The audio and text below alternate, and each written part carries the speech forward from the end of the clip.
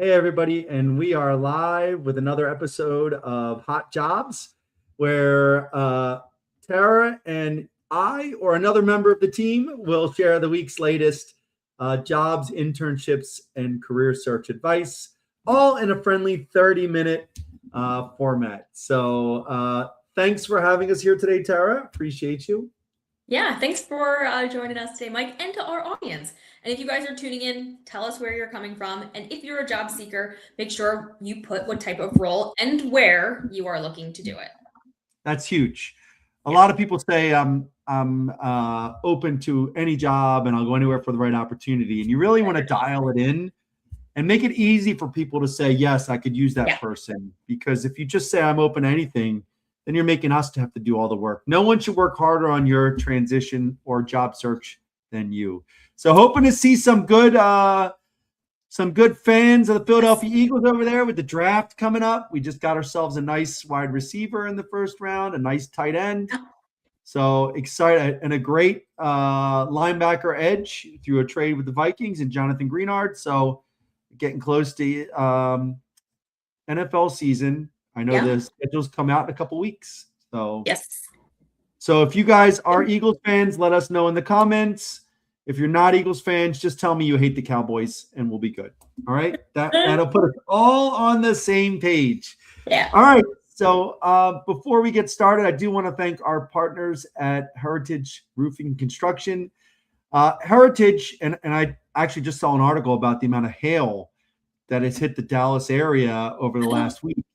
Yeah. Holding pocket size, like fist size, thick chunks of hail, smashed everything.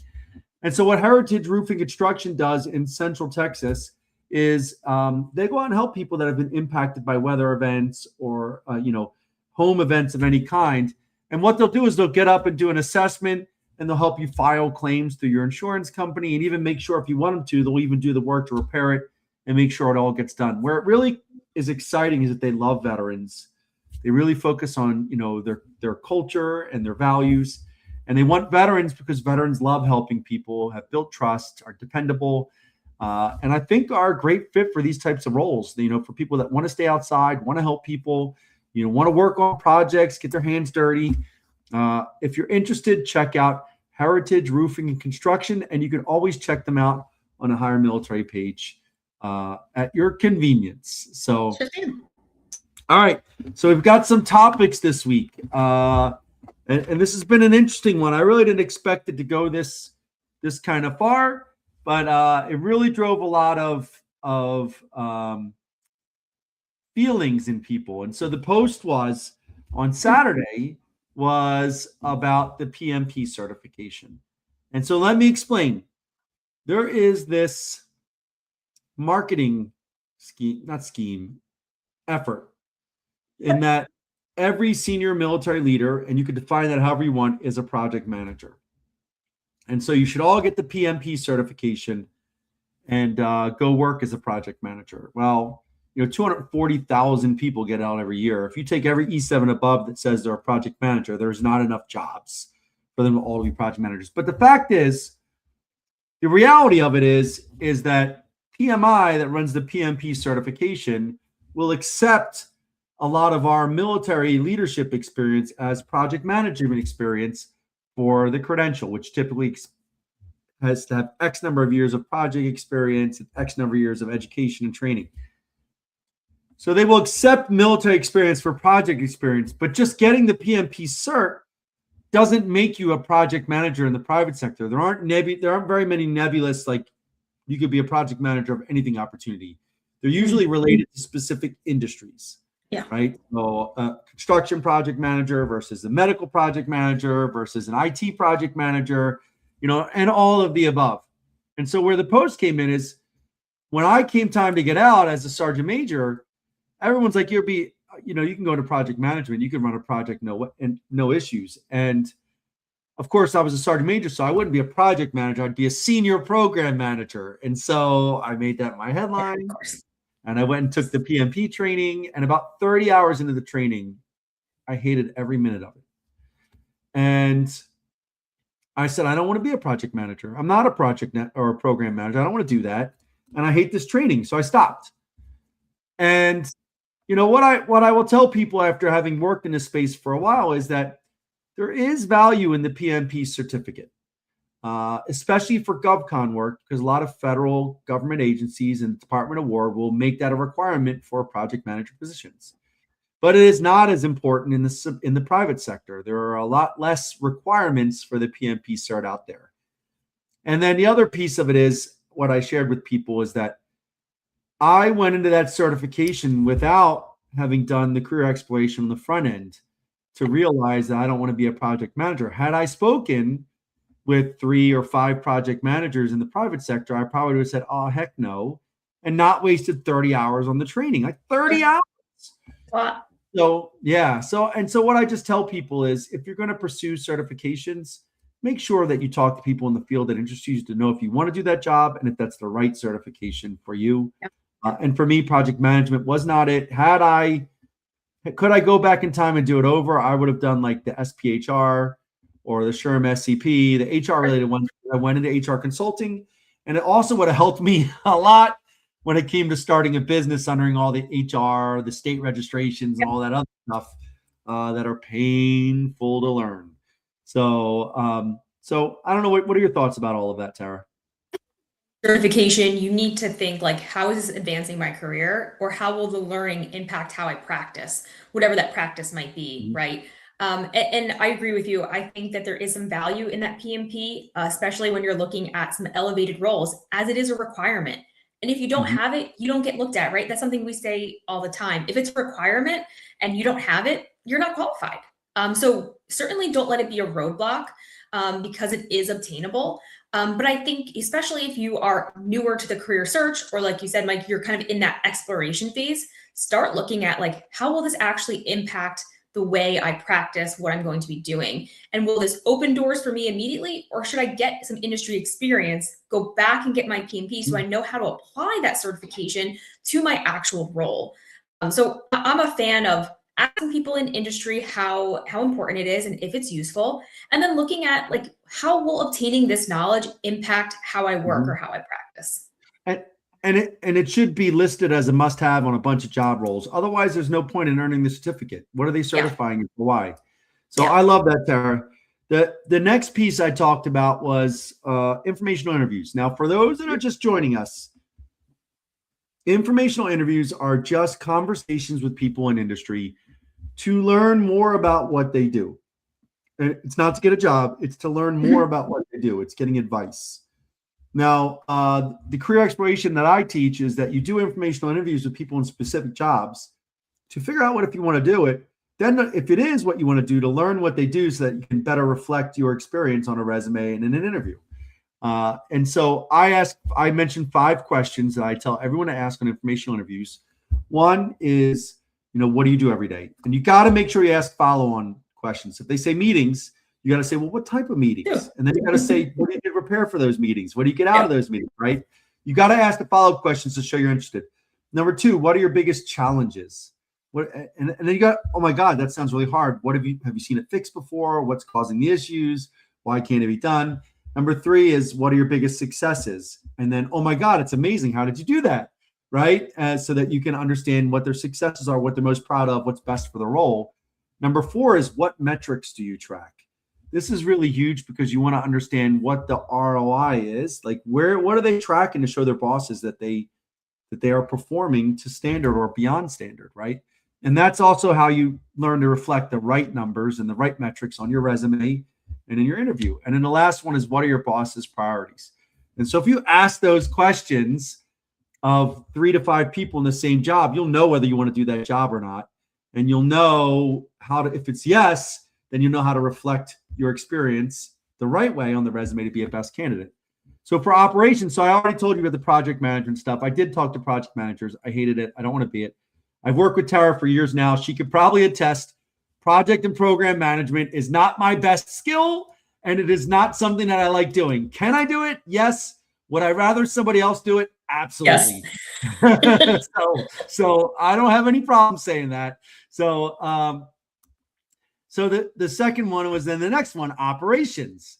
And so, because I'm a G3 sergeant major, I'm an operations sergeant major. And so I started doing informational interviews with people in operations. Now, Amazon pays really well, right? They've got great jobs as operations managers out there. I'm a sergeant, man, it's Amazon. It's a great fit. And then I talked to a few people at Amazon, and, I really did my 5 questions. I dove into it. But the big things I took away is, number one, the shift work and the pace. Okay. Number 2, there's only two chairs in an entire distribution center, and they're in HR. And so you're on your feet for that whole 12, 14-hour shift, whatever. That number 3, they do the stratification, which means they rank people in the similar positions 1 through whatever. And at the end of the year, the last one gets put on a PIP and is pretty much gone somewhere. That's how they kind of only keep the best. And then the last one was every day the hourly workers get on an app, get pings like, do you like your boss today? And enough people say no, I'm mad at them or whatever. They hit this frowny face. HR comes and talks to the boss. And so I got all that. And I was like, I'm not worried about stratification. I'll always be in the top quarter, if not the top. That's just the way I work. But everything else sounded like miserable to me. I didn't want that standard of living when I got out. I didn't want that shift work. I didn't want to be on my feet, my back. I already have issues with my back and my feet. It wouldn't have worked. And then the whole concept of the frowny face, I can be a little blunt at times.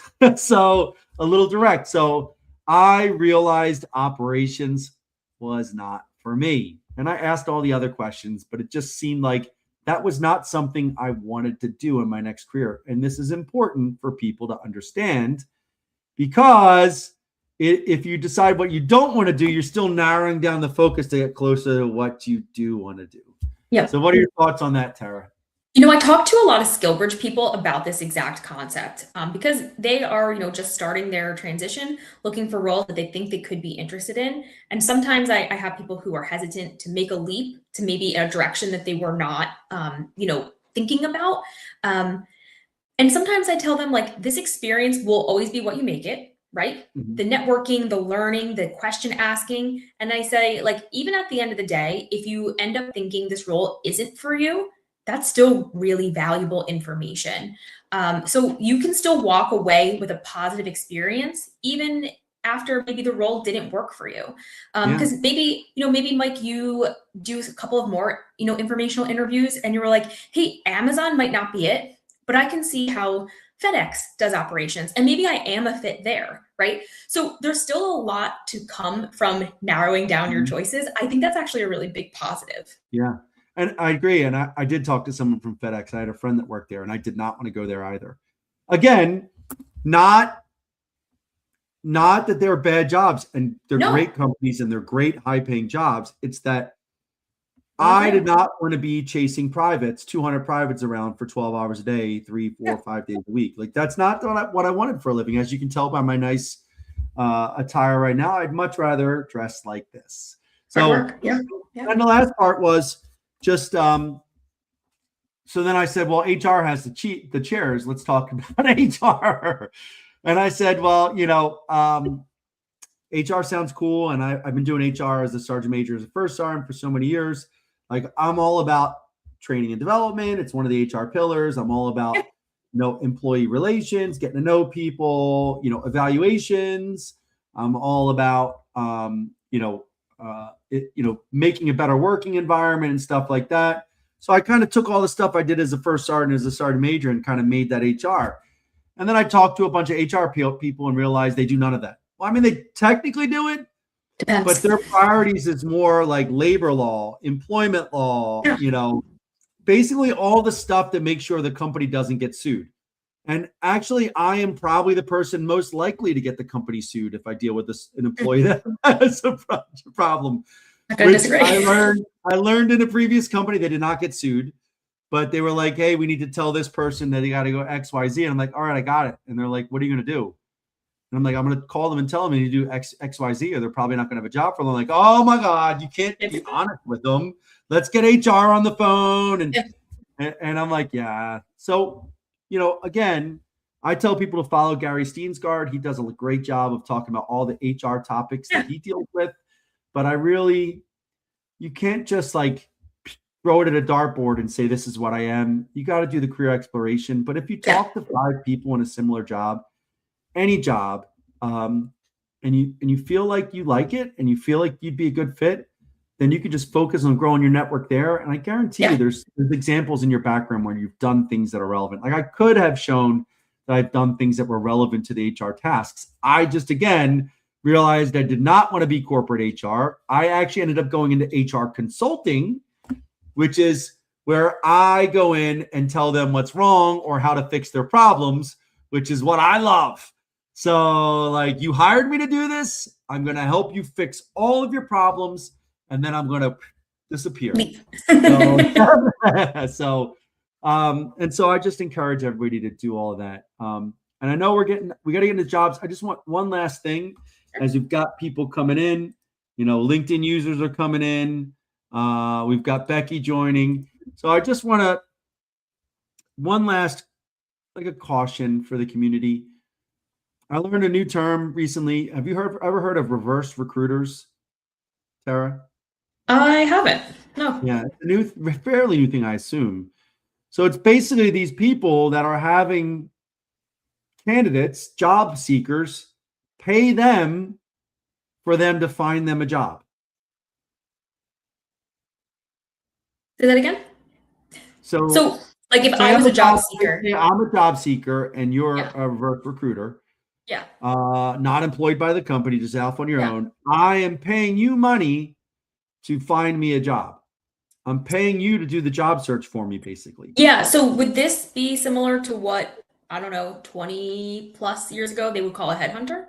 No, because the headhunter company would hire a headhunter. The company's paying, This is a vulture because they don't have access to jobs. So in a lot of ways, in my mind, it is a vulture on the job seeker. It is someone trying to get the job seeker to pay somebody that needs a job to pay them, get them a job with no guarantees, right?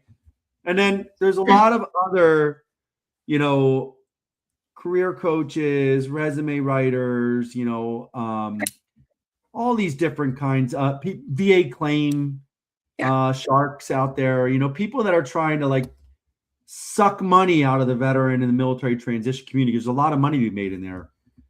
And I just want people to know that, one, before you pay anyone to do any of this, please take use of the, resources available to you for free. Yeah. So, you can go, instead of getting like a career coach or a mentor, you can go to American Corporate Partners and get a mentor from a Fortune 500 company that's going to work with you for a year. Yeah. Instead of paying for a resume, you can go to Hire Heroes USA and have them help you get a resume. If you want to do informational interviews, they could also connect you with informational interviews. USO can help you with career coaching, transitions, connect you with companies. Yeah. All 4Block will connect you with companies and give you training. All of these and above, Hiring Our Heroes, all the other ones that are out there. Best Military Resume. Best Military Resume. That's another one, free for you to get a few resumes. So all of these resources available to you. Then you can go into your transition center and they got more classes. People say, well, why don't they teach entrepreneurship? They have a 2-day track. You just never went in and asked for it. That's free, run by the SBA.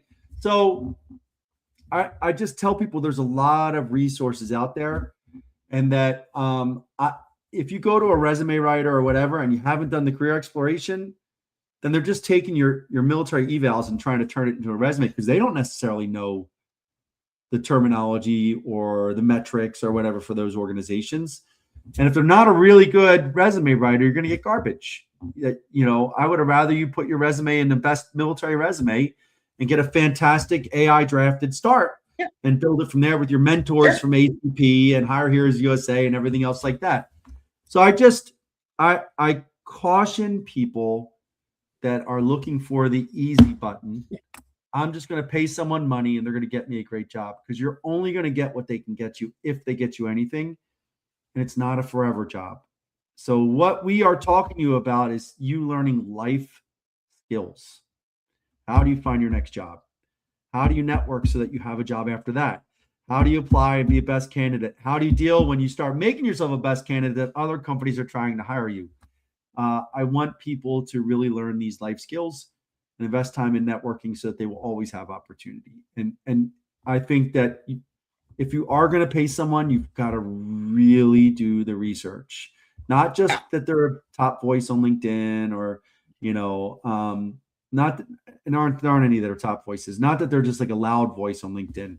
I do know one top voice on resumes that I would go to, but she's expensive. So I would not like for any vet. She connects me to veterans all the time. Like, use the free stuff first and see how that works before you go to Sarah. Yeah.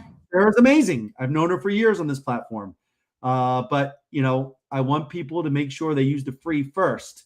Yeah. And then I've heard too many horror stories of people paying $500, $1,000, $2,000 and not getting anything as a result. So just don't pay until you've used the good stuff and that you've done the work yourself. I'll turn it over. If it sounds too good to be true, it probably is. So proceed with caution. Do your research. Ask friends. Right? Have you used this person before? Yep. I see you're connected to this person. What do you think of this? Look for reviews. Again, if it sounds too good to be true, or it sounds like, if you have like trepidation about it, don't do it. Use the free trusted resources. There's so many great companies and nonprofits out there that want to give away services. So I think that's great advice, Mike. Just start there and start with people you know. And if you do need more resources, then lean on some of these larger corporations or other veterans, right? Hey, I'm really stuck. What worked for you? Can you make a suggestion? Can you make a referral? These things are much better. Yeah. So I will tell you what's not too good to be true, and that's the 2 jobs that Tara's about to talk. I'm very excited to talk about some of our jobs today. So I'm going to be talking about a brand new role that I hinted at last week, but did go up on our job board. And it's for a junior cloud engineer at Texas Instruments. So really excited. I talk about the equipment technician role at Texas Instruments a lot, but this is a brand new SkillBridge role at Texas Instruments. This is at their Dallas location. So this particular person that we are looking for is a junior cloud engineer. A couple of the roles and responsibilities I just want to highlight would be to develop and deploy and be able to manage their secure cloud networks. So we're looking for someone who has some like GovCloud, Azure, AWS type of experience. That's going to be key. And they would implement and manage these cloud environments. So a couple of the must-haves. So this is where Mike and I always say, like, you have to have these. These are required to be eligible for the SkillBridge. And remember, when we're talking about the SkillBridge, we are talking about those who are currently serving in their last 180 days. That is when you are eligible to participate in this role. So you must have at least a secret clearance. You also must have a bachelor's degree in either computer science, computer engineering, IT, something in that cyber related field, and at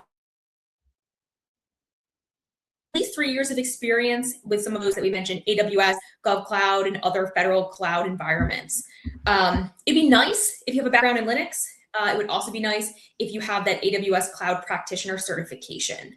So if that sounds like something you would be interested in, this is an in-person SkillBridge at the Texas Instrument campus in Dallas. So looking for some folks who could be interested. I know it is in Dallas, not at their Lehigh. I know, but you can still be an Eagles fan and work at Texas Instruments. I'm sure there's a cohort of you because they're everywhere, right? Yeah, exactly. I'm sure there's an Eagles bar somewhere. We can make it work. So if you are interested in this role, I know I get lots of emails about cyber and this type of like cloud engineer opportunities. So if you are approaching your last 180 days or you are in that and you think this could be an opportunity for you, go ahead and go to our website and submit an application. A lot of people will say like, oh, this is me. Okay, great, then apply. That's what you should do next. If this sounds like you or an opportunity you are interested in, then the best way for me to know that is to go and apply to that opportunity. I love it. Put in the work. Put in the work. Yeah, I'm really excited about this. You know, when we were having some discussions with TI, they were saying like, oh, this is a role that we typically have trouble filling. And I thought it shouldn't be, but they may not be connected to people who have at least a secret clearance. So again, I think this is a great opportunity for our community to opt in. And I think everyone that works on the DOW networks has to have a secret clearance. Yeah. So I think that there will be it's an incredible opportunity for people in this community. So I think so too. I love Texas Instruments. So Yeah, That me too. now, are they paying for the lot? Are they doing the housing stipend for the skill Yes, bridge they'll for be them eligible too? for the housing stipend as well through their Valor program. So, you are supported with at least some stipend for housing, being that it's on site. And again, TI doesn't have to do that. We don't Yeah. have many partners that do that, if They're the only any. one I've ever heard of that does in the whole Yeah. program that's doing that. So Yeah, it's and they amazing. really do care. They do care about, you being settled so that you have a great experience. We all know that like our personal lives bleed into our work lives. And so they really want to take some of that stress off so that you have an opportunity for learning. There you go. He said there's 100 in the Air Force that can meet those requirements. That means there's Oh my probably gosh, wonderful. 400 in the Army and, Yeah, 100 more in the Navy and all the other stuff. So excited to hear plenty. that. Plenty. Next, I am going to talk a little bit about Cribble. Now, I am going to just plug another event that we have tomorrow. So tomorrow, the 30th, at 4 p.m. Eastern Time, I'm going to be talking with our POC from Cribble to be talking about not just this role, but other roles at Cribble. So if you are interested in either getting into the software as sales as software, I always mess this up. Software as sales, SaaS, the SaaS space is what I call it. Software as a service, isn't it? Software as a service. I always want to say sales. Software as a service space. Then I think this conversation will be great for you.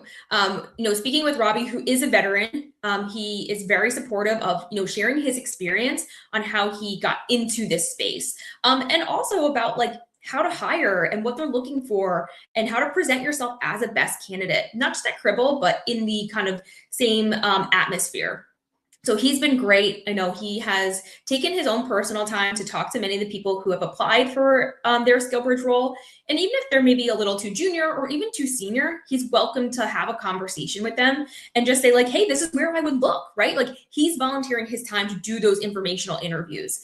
So really excited to talk to him tomorrow about just life at Cribble. Like, why would I opt in for this position? What can you tell me about it? And if you don't know, Cribble is a company that develops data platform for IT and security teams. So they're taking all of that information from any other platform and kind of interpreting it, if you will. So it's a really needed space, really interesting. I've been following them on LinkedIn and they do some really cool events. So I think that if you are interested in learning more, so if you're a job seeker or a SkillBridge seeker, or you're just interested in this space and a conversation around getting in, what it's like, and what Robbie's transition was like, I think you should tune in tomorrow, same place, right on our LinkedIn at 4 p.m. Eastern Time tomorrow. I love it. Thanks for sharing those, Tara. And for everybody joining us, just want to thank our other partners at CNC Boiler Sales and Service. CNC is a family-owned business over 35 years, South Carolina, North Carolina, and Virginia.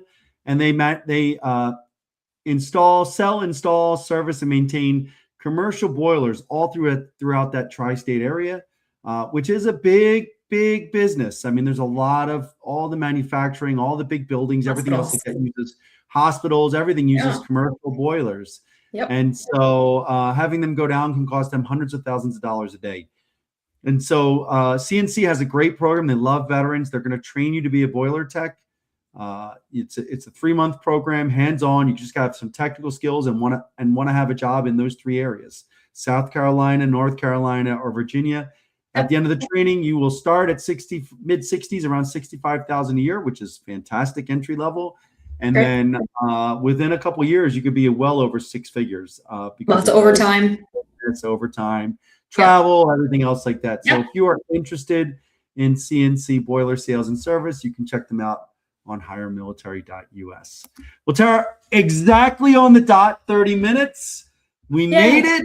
Yeah. Hey, everybody, I encourage you to check out Tara and the Cribble team tomorrow at 4 p.m. I will be there listening in as well, maybe popping in a few questions. And then we will see you next week, same time, same place. All right. Bye, everyone. Bye.